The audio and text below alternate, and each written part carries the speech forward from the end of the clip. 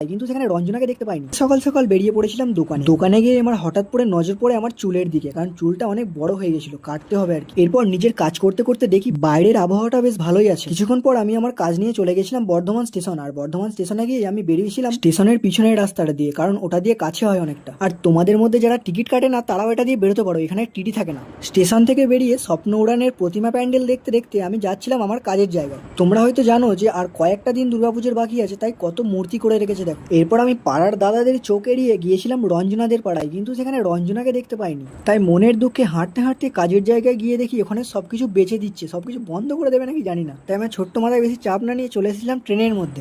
বৈকালবেলা দোকানে গিয়ে দেখি জয়ন্ত আর মামা বসে বসে ফোন ঘাঁটছে। হ্যাঁ, আমার হাতেও ফোন ছিল। এরপর আমি দোকানের কাজ কমপ্লিট করে গিয়েছিলাম কৃষ্ণেন্দুর বাড়ি, আর ওর বাড়িতে গিয়ে দেখলাম খাদান মুভির টিজারটাও করেছে দারুণ, তোমরাও দেখলে দেখতে পারো। আমি তো তখন খাদান মুভির টিজার দেখি। তোমরা এরকম মিনি ব্লগ দেখার জন্য সাবস্ক্রাইব করো। টাটা।